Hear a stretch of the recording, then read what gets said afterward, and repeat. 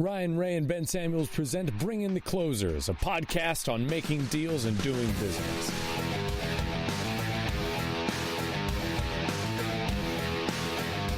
Welcome into episode 5, 6, episode next of Bring in the Closers. If I would have prepped, I would have known that. Ben Samuels will be glad to point that out repeatedly throughout this episode. Ryan Ray alongside the undisputed closing champion himself, Ben Samuels. Ben, how's it going? Going well, although according to LinkedIn, my nose is not looking too good this week. Looks like I got beat up. Oh wait, that was you. That was me. Yeah, that was me. That was me that takes the beating. We did get in a review despite the. We're going to end this thing. Remember how? Did you watch? Is it the Lucy show when you were growing up? Lucille Ball. What was her show called? I Love Lucy. I Love Lucy. Yes. Did you watch that? Yes, sir. The question for the listeners is, are we like Lucy and Ricky, where on air we have this great chemistry, but off air we don't even talk to each other? That is the real question of the day. And to be honest with you, I'm not sure I know that answer. I do know we did get a 5-star review, and so let's talk about that. This is from The Talking Geek, the podcast I most look forward to this year. Well, that's a lofty praise, especially since it's August. Thank you, Talking Geek. When I saw this podcast was going to be a thing, I began monitoring for when it would start and haven't been disappointed. I'm glad you haven't. Ben certainly has. Thank you, Talking Geek, for your 5-star review. We do appreciate those. They do help spread the word. So a rating and review in iTunes goes a long way. Thank you, Talking Geek, for that. Ben, how disappointed have you been? You know, I was just thinking as you were reading that, Ryan, it's going to be pretty incredible the next time, like you and I are at a conference and I meet somebody that I've never met before, and so the only thing they have exposure to is just what they hear you say about me on the podcast. I'm sitting here wondering, what are these people going to think about this character that you've painted? I don't know. Any thoughts? I mean, I can tell them what they should think. If you want me to, are you teeing that up for me? It sounds like you're wanting me to set the expectation. I might have walked into that one. Never mind. I did hit record this episode, so we are off to the right start. Everything else is gravy, man. Yeah, you can carry the show the rest of the way now. We did have I was going to say fun, but let me retract that. We had a busy week last week in Midland. A lot of meetings, saw a lot of people, which led us to this topic today. No guest, it's Ben and yours truly. Ben, you have prepared some questions, topics, things of concern, maybe for us to go over. But before we do that, slight curveball here. Because as a closer, one of the things you had to have is that pitch that the batter doesn't see coming. And you sent me a video in response to something I said last week. And it was a motivational video that you said that you enjoy and you watch. And if you want to, you can share that with listeners. If not, I mean, Teletubbies wasn't what I was expecting, but everyone's got their own deal. And you mentioned that you don't hate on the Teletubbies. That'll get you fired up if you're in the right mindset. Be careful, Ryan. Okay. But it was a motivational video. It's one I watched right before we got on here. I have seen it before. I haven't seen it in a while. But I was telling you about, I have a certain motivational tactic that I don't deploy unless I believe it's a super important meeting or something I think will go badly. And just to make sure that I'm not out there, I kind of get this going. So I was just going to ask you about that. You said you watched that video. What was the genesis of that for you? And do you actively search for things like that? Or is it just one that's just kind of stuck with you? That one specifically is from a talk that a motivational speaker named Eric Thomas gave some number of years ago. And I watched it, again, consistency here. I think I've talked about it on every single podcast, but I watched it first when I was working with vector marketing and doing that, in that portion of sales in my career. Came across it then and just stuck with me. For the listeners that may be familiar with Eric Thomas or maybe familiar with the video that I'm speaking about already, you may already know, but it's titled, "How Bad Do You Want It?" The question that what we were talking about was, what like he said, what motivates you, what gets you fired up. And that's something, it's about a 5 to 7 minute video, something like that. that I watch that really gets me in the zone. And just like Ryan said, I don't employ it very often. It's really in a critical situation where I really need to laser in. I feel like at the level that Ryan and I execute on a daily basis, we have a certain level of focus regardless. But this is really to kind of amp it up and take it to the next level. Think kind of an intro song to a closer, which is apropos, huh? Hey, wow. I see how you're on the next level here. And for those who might be wondering, I turn on AC/DC Live. You can find it on Spotify. That is if I got to be in the zone, that is my jam to get it going. The crowd, the music, the guitar, it just comes together for me. Anyways, so thank you for that, Ben. Let's get into... Do we want to put that the link to the How Bad Do You Want It video in the show notes?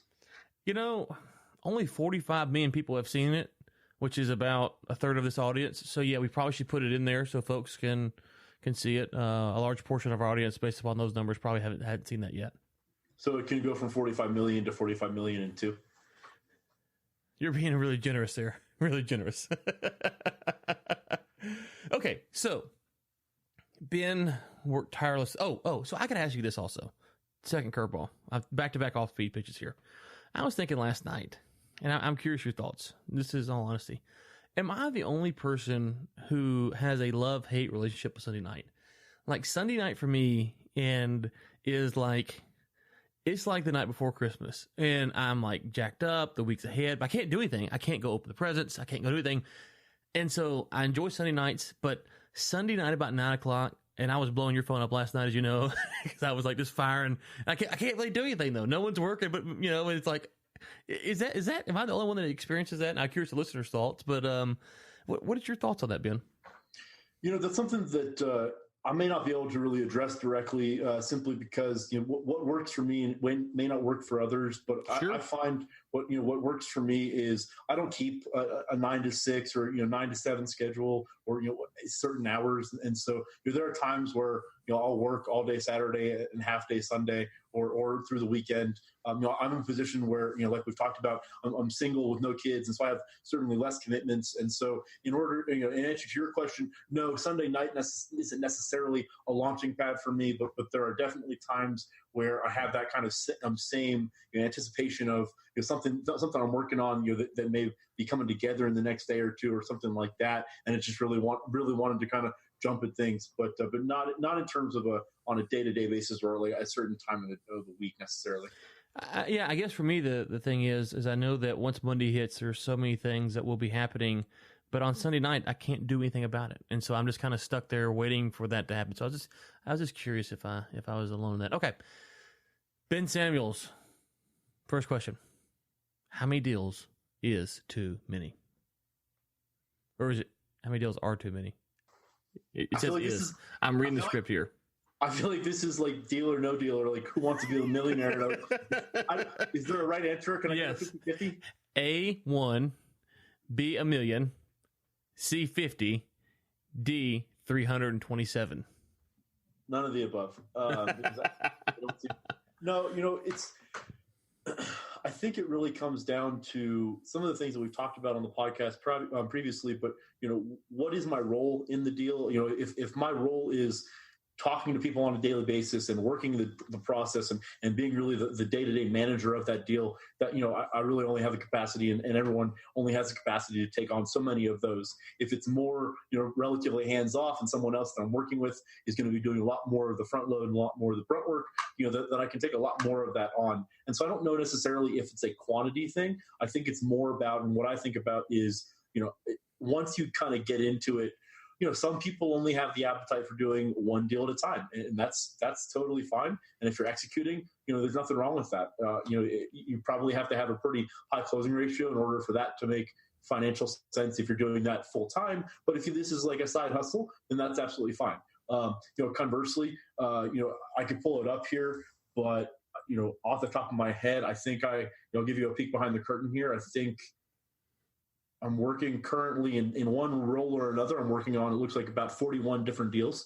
And so that gives you a kind of a sense, and do I have the capacity to add some other things? Absolutely. And so if there's something that I can strategically fit in there, I definitely have the capacity to bring stuff on. But at the same time, one of the things that I think you and I have kind of talked at length about, because I think that we see it very differently, is, when is the right time to say no? What are the qualifications and what are the metrics of that decision? When do you do that? And also, I think to a degree we've also kind of been at odds in terms of, what is the time value of money, in the sense of how much am I willing to put into a deal to get paid on the back end, or as like we've talked about on episode 3, as like a relationship builder. So what do you think about that? Yeah, I was thinking about that this morning in this regard. So I want to answer your question, but just from your standpoint, would you rather work on, and I gotta be careful here because I can make the numbers where it's quite obvious, but so don't hold me to the numbers, but you can understand where I'm going. Would you rather work on 10 deals a year, or let's just say 500 deals a year? So you're going to make the same amount of money, but in Model A, you have to close, let's say 10 or 20. In Model B, you have to close 300 or 400. Which would suit your suitability difference? Because if you think about it from just a deal standpoint, depending on what kind of deals you're working on, does dictate the volume, right? Because you could have a deal that's only worth $1,000. And so would you rather have, quote unquote, the big ticket type thing, which are harder to close because there's only a smaller pool of people who could buy those? They take longer usually to get through, more due diligence, lawyers, things like this. Or would you say, you know what, I'd rather be where there's maybe not the vast majority of Americans, but there's more people I can actually take these deals to? So my sweet spot tends to be on the higher dollar ticket items. It seems to that my network and my connections have an appetite for the higher value things, and that's not to say that I don't see lower value deals and can't close those. But like you mentioned, if you're looking at, and I'll just we can talk just general numbers, but I mean if you're looking at closing a deal that the total value is $100,000, as a broker, let's say that you're making 5%. So you're making 5% gross, just to make it really easy. Okay. So you're making $5,000 in that deal. In order to survive, in order to support a family, I mean, you need to be closing a huge amount of volume of deals just to be able to clear, expenses and everything else. Right. Whereas, if you're looking at deals that, the average is $5 million or $2 million, then you're looking, the economies of scale change quite a bit. And so you can afford to take, not only do the deals of that size take longer to close, but you can also take longer, you can invest more of your own time and resources because the upside is that much greater. And so it really depends. I think it depends on what your network is. There are a lot of people that I know that they thrive on mineral deals in the mineral space, between $100,000 to $500,000, and there are some very successful firms that's their sweet spot, and that's where they stay. And so that's not to say that it can't happen, but like we've said, you just need to be closing a higher ratio, and you need to have an appetite. But also conversely, I think you also need to have an appetite to review a lot more deals simultaneously because of that, because you can't afford to have only a few hundred plate. You need to be reviewing a bunch because of the necessity to close. Yeah, I think this is a fascinating topic of discussion because it's not one-to-one. There is no one right answer here. My dad one time had someone in his office, and they were struggling with their business, and he just asked them, what's the fastest way to cash a check? And I thought that was quite simple and yet brilliant at the same time, because sometimes we get lost into the, if you're in a bad spot, we think about, well, if I could go land this mega project or go close this deal or just get in with this right person, everything would be better. But sometimes it's as simple as, what's the fastest way to cash a check? What you've been able to do is cultivate over, these years, a extensive network that has, go ahead. So I want to, I'd actually like to push back on you on that because that's something that you and I talked about, and I think that we view it differently. And I think it'd be interesting for the listeners to kind of tear into that a little bit. So I think, and I think I even said this to you earlier this week. I think that I'm cognizant of the fact that this is a losing proposition for me long term. I think I know that it loses me money probably pretty consistently. But at the same time, I'm of the opinion that I will invest more time and resources a lot of times on the front end on a deal, and sometimes I'll hold on a little bit longer than I should, in the sense that, that there may be times where I could cut bait earlier because it's clear that it's not going to work. But I feel like for the sake of the relationship, and I guess at a zoomed out level, what I take for granted, what I think some people take for granted, and what I try to be always present with is, if I'm taking someone's time to hear them pitch me a product or pitch me a service or pitch me an idea that they have, that while I'm giving them my time to do that pitch, that also to me means that I'm giving them my commitment that I'm going to at least see this through to some degree, to put this in front of the right people and see what I can do. So I very rarely, if ever, will listen to an idea and immediately say, listen, I don't think this is going to work because of X, Y, or Z. The only reason I would do that is because if something was a fatal flaw in the idea that I just couldn't represent. But I think that you and I, we're working on one deal over the last few weeks that we kind of saw the time to cut bait a little bit differently. So without getting specifics about that deal necessarily, I'm curious kind of how you frame that or what you think. Yeah, well, so on that specifically,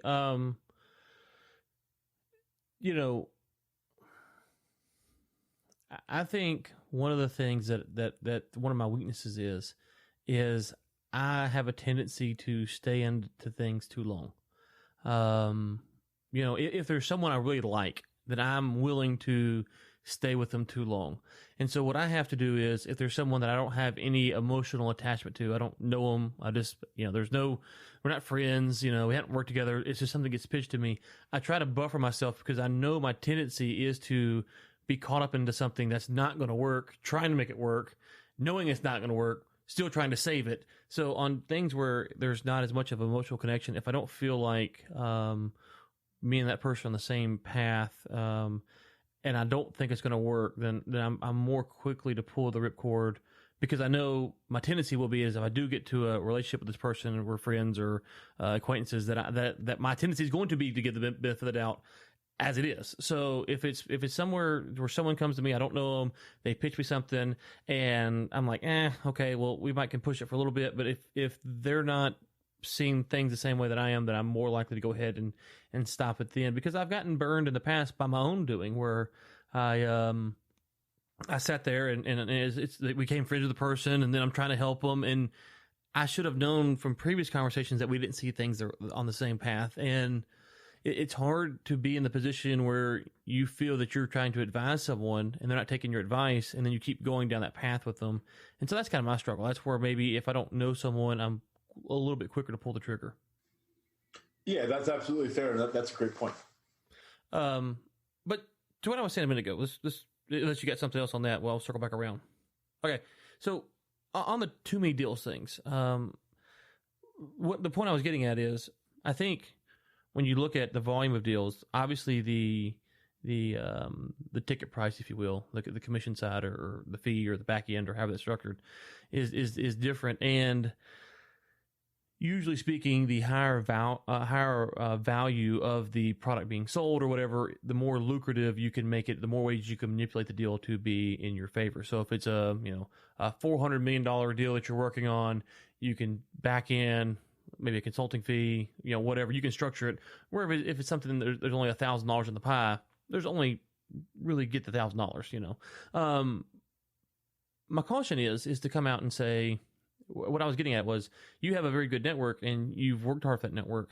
My caution is to say to people, hey, don't worry about the small things. Go for the big things, because people do need cash checks and they do have to live. And so I think part of the thing, if you're looking at how do you balance this, is you may say you want to get to where Ben is in the world, but you also have to realize that doing deal flow and keeping deals flowing through your door is important, or you won't be able to get to where Ben is. So how do you balance that? Because you got to remember that it's not about what you're doing is right or wrong. That's not what I'm getting at. What I'm getting at is, how do you walk through that mindset where, okay, Ryan has a family of 4 and a wife, Ben doesn't, and that's no judgment on anybody. It's just the facts. Well, my lifestyle is a little bit different than yours, and so if someone's hearing this, they go, well, I got 2 or 3 kids. Is Ben saying I should focus on maybe the more higher ticket items? And to me, I would say, well, if you have that network, maybe so. But if not, you need to figure out how to catch a check by doing deals that are available to you, and then work your way to where Ben is. So one of the things that I have an identified weakness about myself, and this is probably going to be exposed more and more on this podcast, is that sometimes when I'm framing something, I'm only framing it through the prism that I can look through, because it's hard to look through someone else's, right?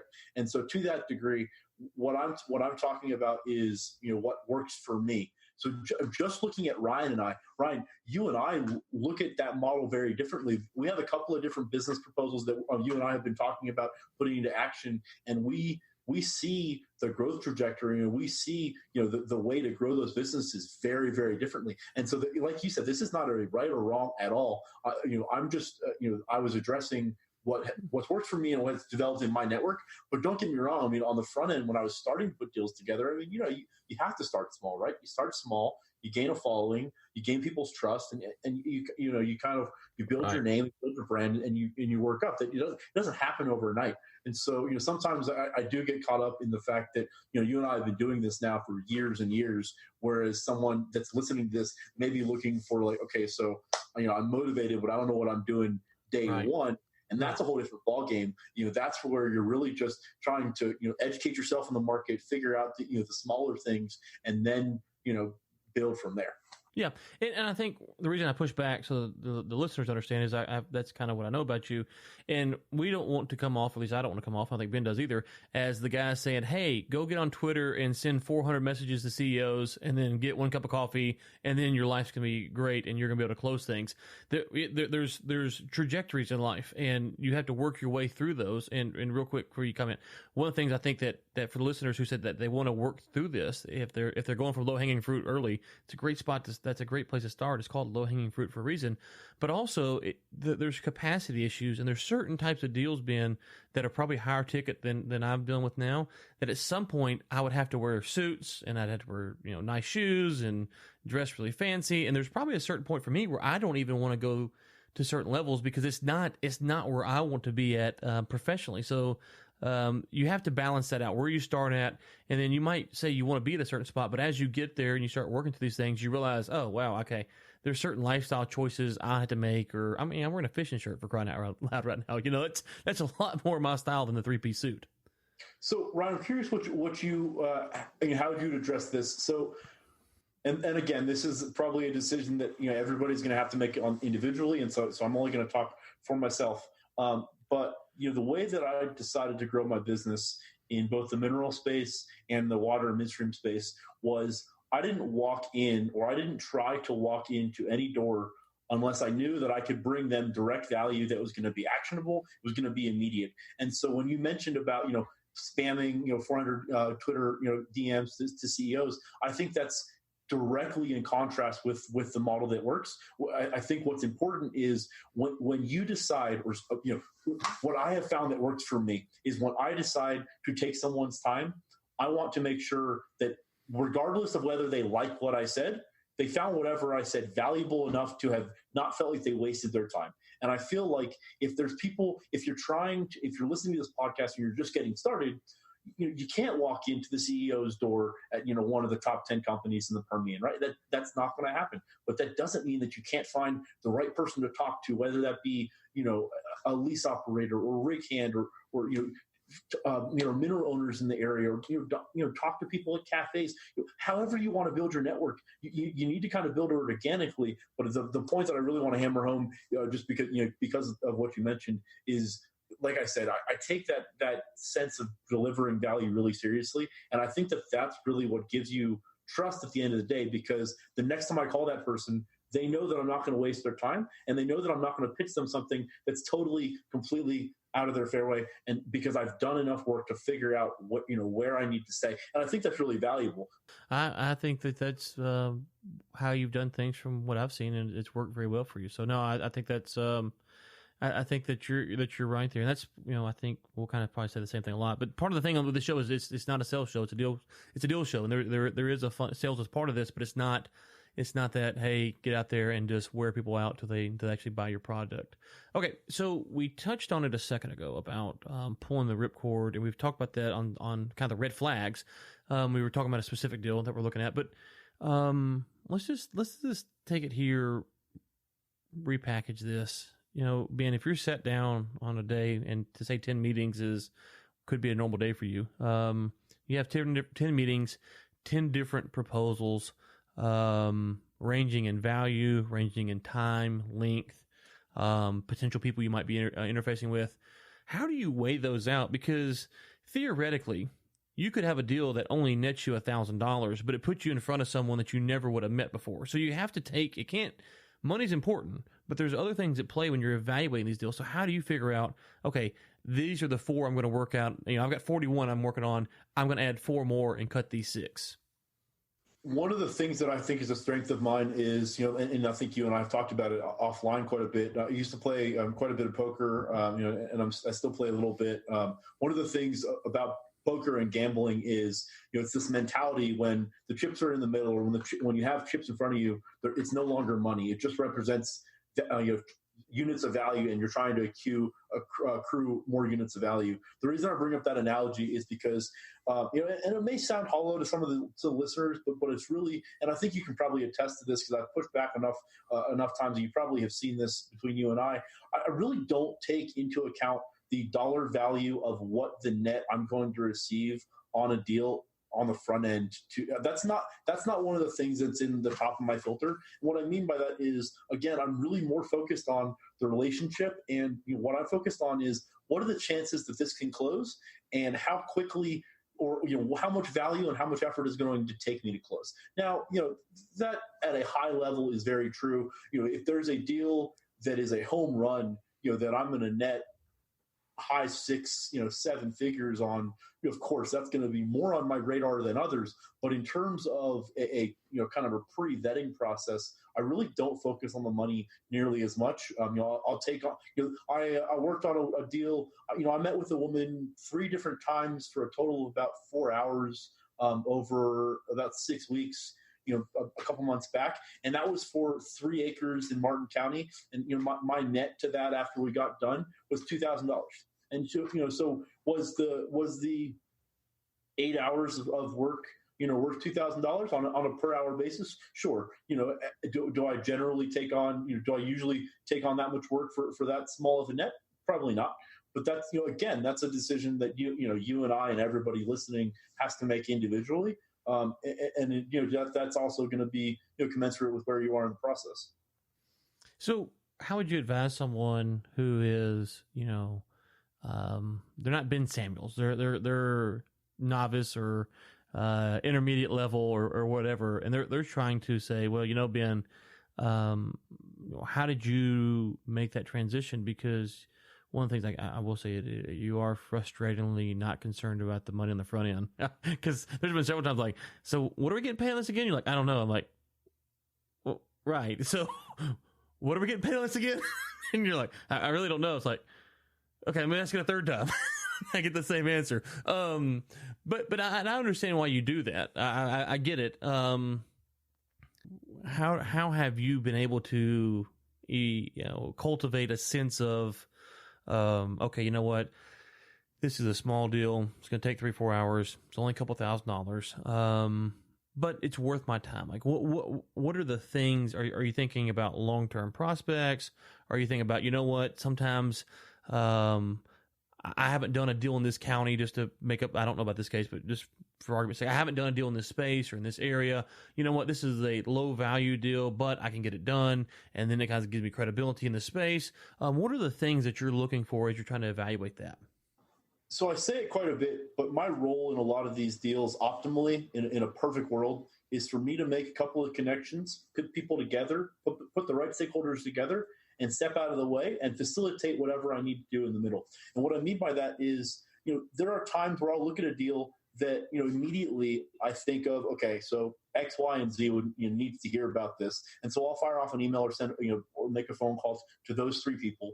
And, that's relatively, low workload for me. Right. And so I think the value of the relationships that I've built and really my mentality around this whole thing is, if you're the asset owner, you don't want to talk to me because I'm not going to be the one cutting you the check, right? Optimally, you want to talk to the person that's going to be cutting you the check. And vice versa, if you're the person cutting the check, you don't want to talk to me. You want to talk to the person that has the asset. And so in that role, my role in there is just to be the conduit to conversation. And so there are a lot of brokers and there are a lot of deals where the broker takes control of the communication because whether they don't have a great relationship with one side or the other, or that's just their process, or any number of reasons. A lot of times I find that brokers kind of take more upon themselves because they feel like they need to do more because they want to have control of the asset. Whereas what I'm endeavoring is I want to have enough trust on both sides. And obviously I paper things up when necessary and when appropriate, but I want to have enough trust on both sides that I can put the two parties together once the deal is on the financial side is negotiated, put them together and then step out of the way. And I think that kind of builds their trust in me on both sides because it's very transparent. And a lot of times, I have a standing agreement with the buyer for a fee. And so the fee and my cut in the deal is not even in part of the conversation because it's already predetermined. And that goes back to what we talked about in episode 1, setting the expectations. Yeah. See, I like to think of it. One of the things that really factors in for me is does this give me a new entry point into a certain space or into a certain area or something like that? So, the South Africa stuff, which I've been working on for quite some time, is very important to me because it allows me to legitimately say I'm an international. I've done deals internationally, and on some level, there's a lot of people who have done stuff like that. But I see you shaking your head. No, but they work for big companies, is what I was gonna say. There are a lot of people who work for huge mega corporations who have gone and done stuff internationally on a practical level. But there's few, I would argue, that if you execute what we're talking about, if we get this done, I think there's few that would have executed that. That's where I was going. That's where I was going. So what distinguishes myself is that I've been able to go and do this apart from having a multi-billion, $100 million corporation behind me. And so there's a lot of pride in that. And when I tell people who deal in the international space, they can understand and appreciate that. When I think about dealing with the fighters and managing those guys, I enjoy it. My guy Quentin won this weekend, so shout out to him. And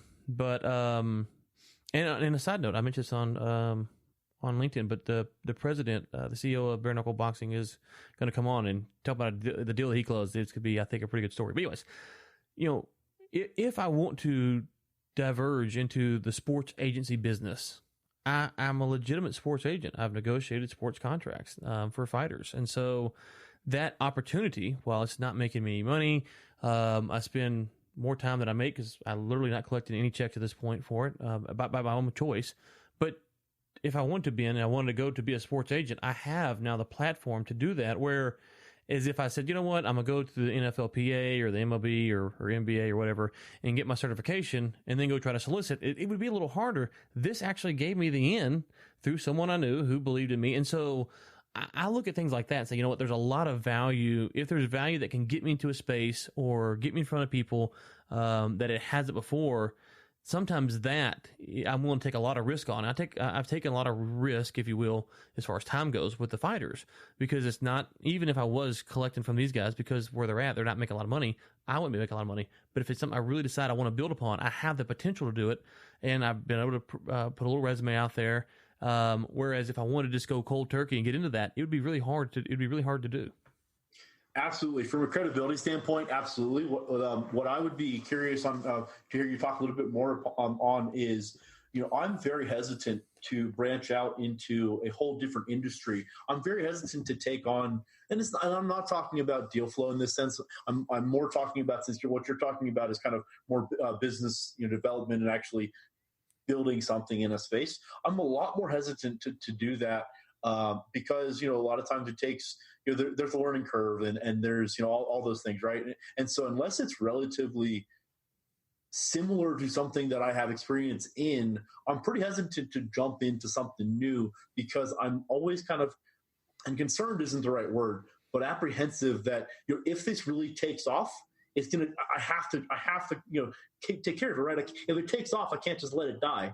And so, do I have the ability to let it take off and divert my attention? Or is that too far off course with what I already have going on? And so, to the listeners, there's kind of this give and take of, to a degree, I think there's a sense of you can have too much success, in the sense that if you put your hands in too many things and they all take off at once, you might be left swimming. And if that happens, your ability to deliver value in each of those pies may fall away. Yeah, no, that's a great point. So I can kind of break down the two separate things just for vantage point.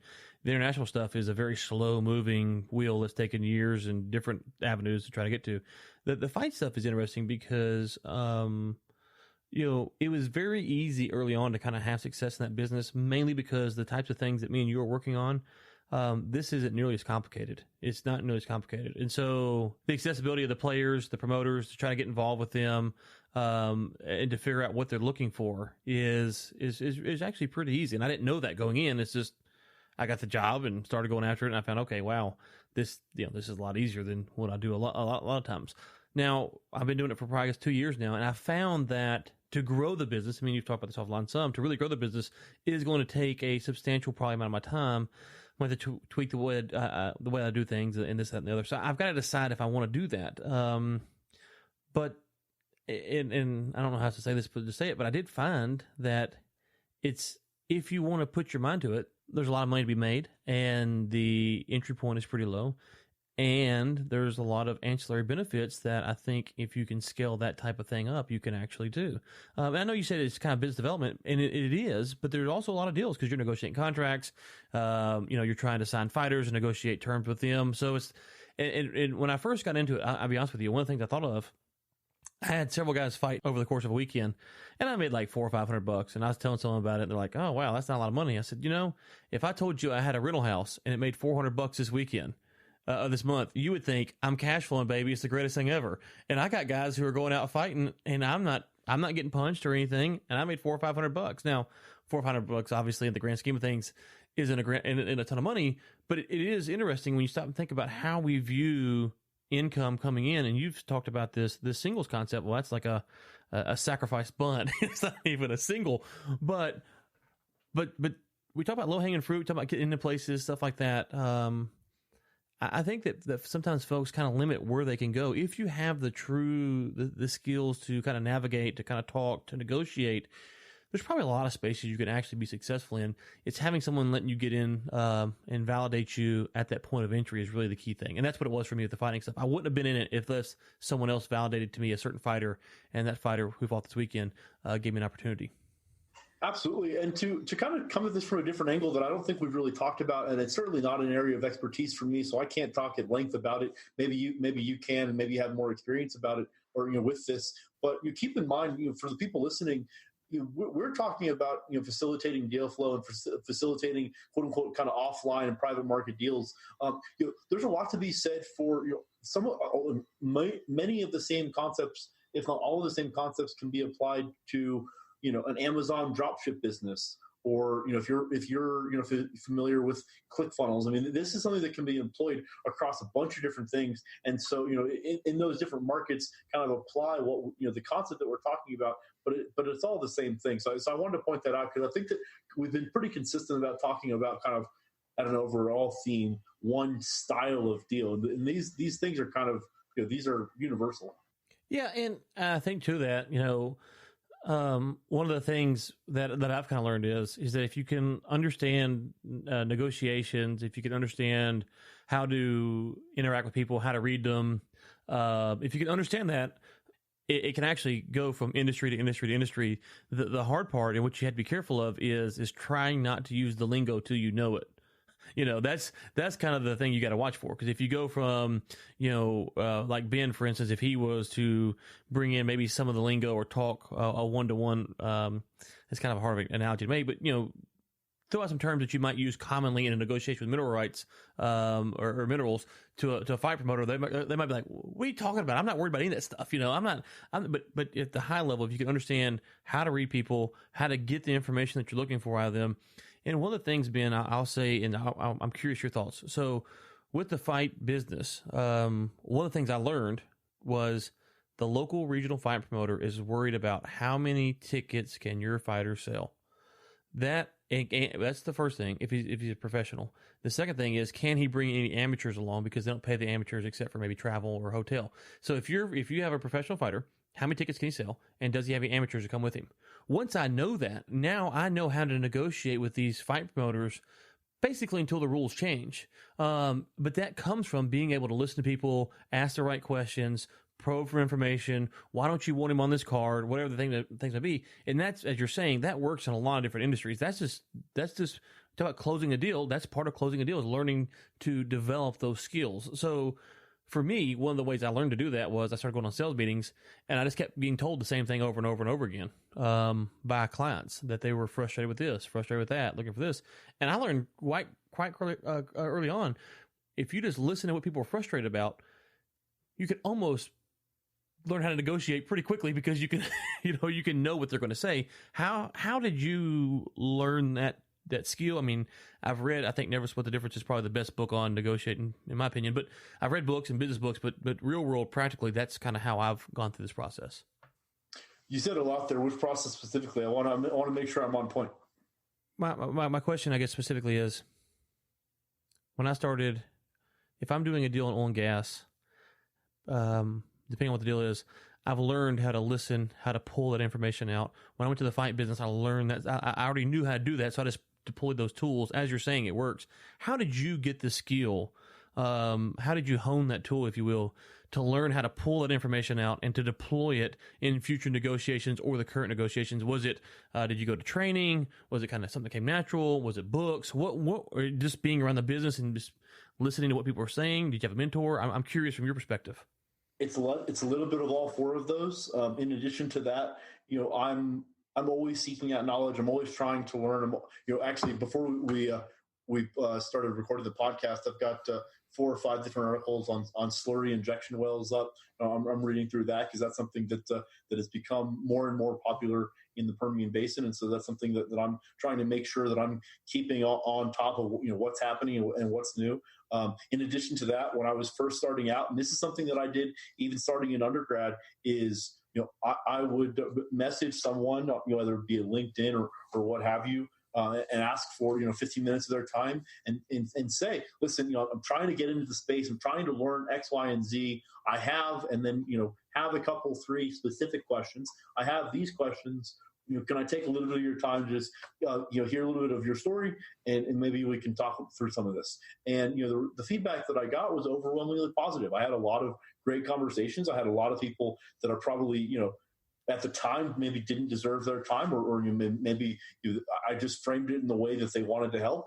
And I think that's something else. I mean, you and I have talked about this offline quite a bit, but I think there's quite a bit of an appetite for people in the industry to help others. But you have to know when and how to approach it. It's not a selfish, tell me everything you know. You have to you got to do it the right way. But I think to a degree, I think a lot of what's lacking in some networks is just simply people don't share information nearly as freely as I think they should. And I think that's really valuable. And people will be willing to help you if you reach out and if your intentions are right. So, okay, so let's move on then. Unless you got anything else on that? No, sir. How do you? Because you are the company that I own is it's a completely different business model than what you have. So we have. Depending on the time of year, 30 to 50 employees, because we're a service company doing a lot of service things. You don't have that, which is nothing wrong. It's not a criticism one way or another. It's just different businesses. So we talked about this a little bit last week about, I think we're talking about an administrative assistant. From your standpoint, as more of a kind of a solo operator, how do you delegate?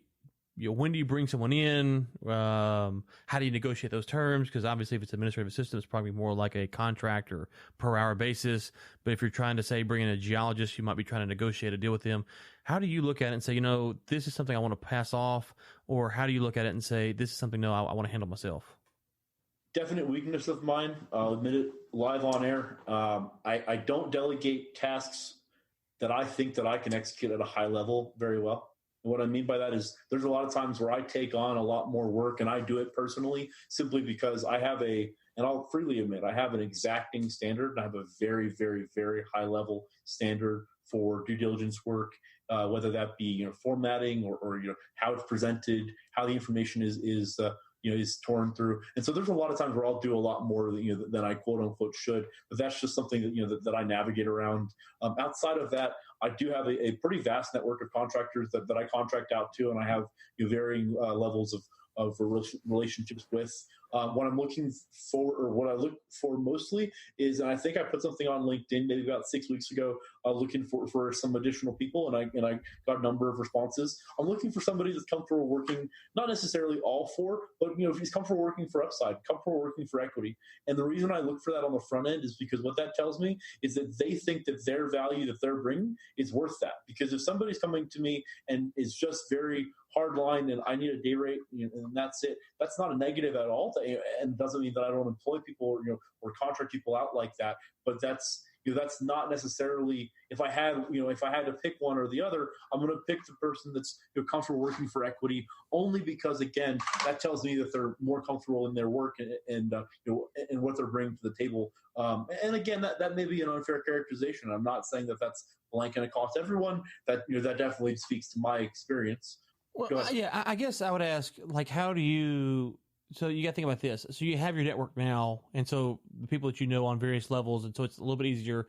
They have some level of trust with you. But when someone's coming in who doesn't know you, I understand what you're saying. Is there is a sense in which, hey, I can deliver, therefore being unwilling to take the risk with you.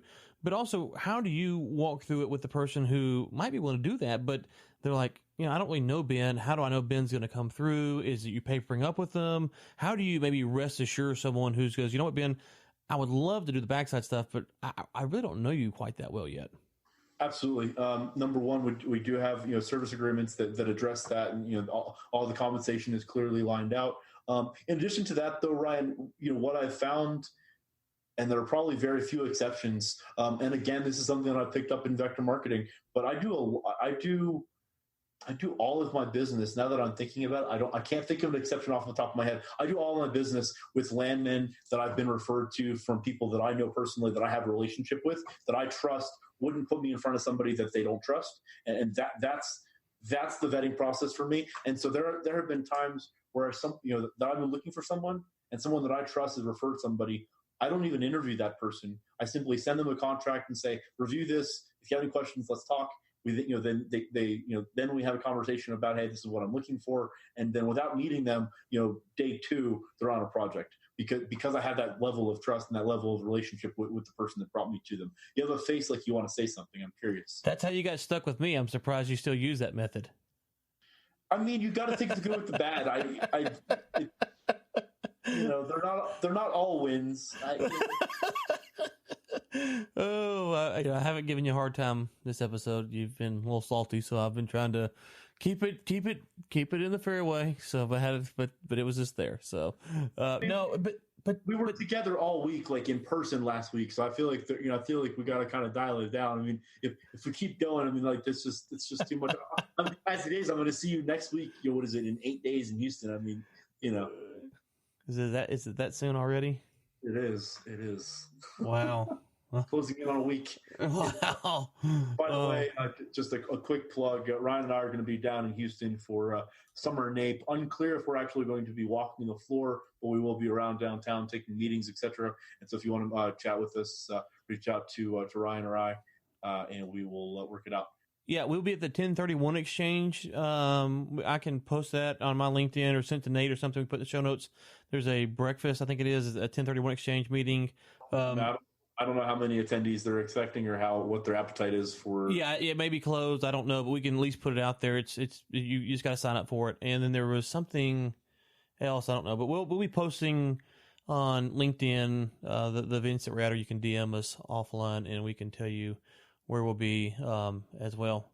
Okay, so no, that's good stuff. And one of the things that you said there was you kind of had you have this network of people that you trust, and you trust them, and that's pretty big of you. I'm gonna be honest with you. I'm gonna give you an attaboy here, because I don't know anybody that I would say right now, if they sent me someone that they said for me to hire this person, that I would just send the contract.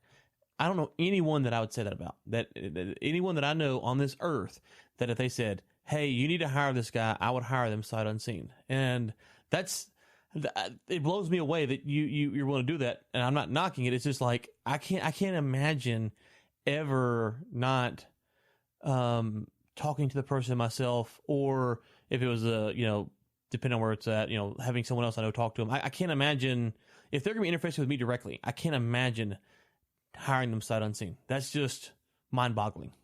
So the way that I think about that is, and I could talk at podcast length about this, about the generic kind of interview process that you go through at normal companies. I think a lot of that process is completely worthless. I think that that's a waste of time. And so the way I look at it is that, again, going back to my exacting standard, when I say that I'm happy to give someone work and have them do it sight unseen or without developing that relationship first, that doesn't mean that I'm not that I don't have the same level of standard. And so I very quickly can vet somebody out if they don't meet that standard, right? And so I'm happy to give them one project and take it as a business loss, just as an expense on my own if they happen to mess it up so badly that it's irreparable. But for my workload and for what I'm looking to do, I'm willing to put you in the building, and I'm willing to let you prove yourself or not, prove yourself worth it or not, one way or the other, because that's no skin off my back. Because if you prove yourself, I'm going to continue to bring you work.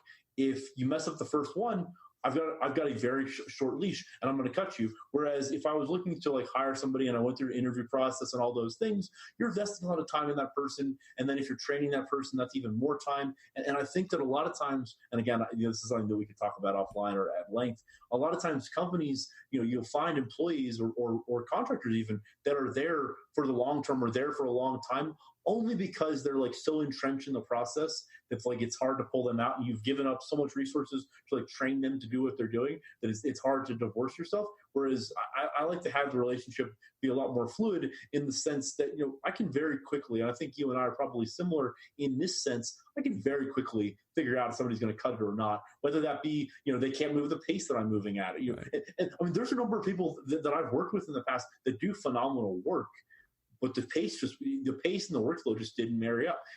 And so you just kind of have to find the sweet spot. But it works a lot better for me because you asked me last week if I wanted to do something, and I think my answer was absolutely not. I have no interest in being a manager. That's not my fairway. And so to that point, I don't have any interest in having a number of employees that I would have to oversee on a day-to-day operation at this current time in my business, because that's just not what fits best with my workflow and with what I'm trying to achieve. Interesting. I guess for me, the people that I do work with is a pretty small group that I have to interface with. And so when I'm thinking of this, it's, obviously working stuff with you and a handful of other people. And those people I'm in contact with pretty regularly. So when I'm thinking about this, I'm thinking, okay, I'm going to be in contact with this person pretty regularly. I'm not sure. And maybe we're talking about one-to-one, and that could be part of the thing here. But go ahead. Let me flip it around for you, because something that you said to me last week really struck me, and I think it's the same just on the other side of the coin. You were working on something, and there was a point of contact at the vendor, and for whatever reason you weren't familiar with him, you didn't know his name. That was something you were totally divorced from, and I find that fascinating because for me, I wouldn't be able to do that. And it's because you're delegating so much task and responsibility off to someone that is sight unseen from you. That keep in mind, and I'll say this for the listeners, in my workflow, even the stuff that I don't do, I'm still touching everything. So if somebody sends me a title report or someone sends me something, I'm still touching it because I'm looking through it to make sure that it meets my standards, and then it goes out the door. And so, but you have a model where you have people that you have entrusted to take the full stack of work and give you reports when necessary, but not involve you in any of that day-to-day process flow. And I find that fascinating because that, again, going back to what I said when we started this question, that's a weakness of mine because that's not something that I would be comfortable doing in my current model. Yeah. Okay. Well, I would love to explore this more. I don't know if we're going to have time on this episode, but no, it's definitely something we need to put a pin in, as they say, and explore it, because I'm curious. I'm always curious why people like you think, and you're probably curious why I think like I think. So it probably makes not just about that, about a lot of things. Okay. Well, okay. Fair enough. But no, it is interesting because, the short answer is, I can give you an example. We were working for Chesapeake back in the Haynesville Shell days. And at the time, we had we kind of at Archsphere Global kind of measured things on survey crews. We had 14 survey crews running for Chesapeake, and we had 2 meetings, one on Tuesday, one on Thursday, and they would go all day, literally all day. So my week would be first half of Monday, I was kind of getting my head wrapped around stuff. Second half of Monday was prepping for Tuesday meeting. Tuesday, all day meeting, not being facetious, all day meeting. Wednesday, come back, debrief the first half, Tuesday meeting for the first half of Wednesday. Second half of Wednesday meeting, I would brief for Thursday's meeting. Go Thursday, come back Friday, try to catch a breather, catch up, and then Saturday would catch up on stuff, and then rinse, repeat. And I could keep up with all of that. It was not a problem for me. And then one day we got behind on some plats, and I stopped and I started to get in the weeds in the plat. And they called me and they said, "Hey, what's going on here?" And in those 2 or 3 hours, I had been working on that one problem. Emails, things, and I realized at that moment that you can be in the weeds or you can be out of the weeds. But to fluctuate in and out is a very, very hard thing to do. And I'm not saying you can't do it. I'm saying that for me, I could handle a lot of information at a high level, move pieces, direct, push things, bring this in, send this out, spitball this, let's think about this, what's going on here. That's very easy for me. But if I get in the weeds and I got to come out, I could have lost potentially what was going on because of various things. So I want to say it's a weakness. I don't know. It's just that moment. And so what I told my team was, I said, "Hey, I can't do this anymore, because if I do this, literally the email is just going insane. There's things that are just changing so much." And so I've really tried to keep that model. Now, if I'm working on a project or a deal, I kind of want to be at a certain level that allows me to kind of watch things, help steer, help guide, help direct. But I can get lost in the minutiae very easily. And the next thing you know, I come out of it and I don't know what's going on in the world. So that's, I don't know, maybe you said it's a weakness. I don't know. I'm curious your thoughts on that. No, absolutely, and that's super valuable. What I would say to that, and it's probably a generic answer, and may not be wholly accurate, but I probably make up for that by just working those extra hours, and going back to the fact that I think you really, and it sounds how it sounds, but I mean, if I have no girlfriend or wife and no kids, that frees up how many hours a week of my time, right? And so my focus is my business, and so I probably just take that offload work that I could delegate to somebody for working 40, 60 hours a week, and I do it myself. But I'm also more efficient than someone that I'd be delegating to, right? And so if somebody else is spending 60, I'm probably only having to spend 30. But it's just one of the, like you said, right. It's a business decision that I've made. It's not a right or wrong. Right, and we should be clear here. The difference would be is the example that you're giving is on something that's having on that particular thing. I've got a couple of salespeople that work for me, project manager, director. I've got a lot of people with a lot of moving parts on a lot of different projects for a lot of different clients, and so it would be almost impossible for me to sit down and manage all of those people at a very tight level. I need these are only the handful of people that I really trust. Like I said a minute ago, it's not everyone that gets this responsibility. It's a handful of people that I really trust. And those are the people who I know that they kind of think like I think, they kind of do things like I want to do.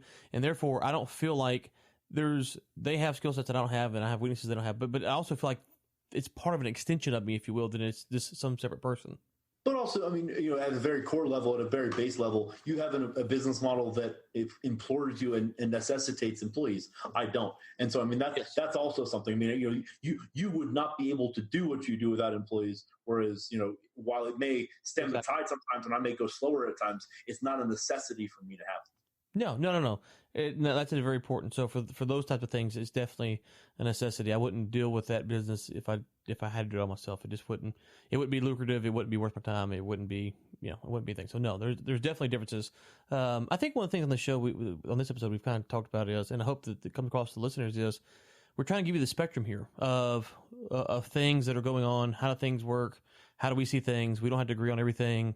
There's not always a right and there's a wrong. There's just a lot of different moving parts, and sometimes stepping back and realizing where you fit in that process. If you have a mentality like Ben does, where you really want to get in the weeds and you really want to do it yourself and you really want to grind it, then you want to go and you want to do that. Don't let that hinder you by trying to do things maybe a little more like I do. Or if you're more like me, or somewhere in the middle, or not like any of us. I think that's kind of the thing. And today, Ben, we've said it at least once or twice. We said it again.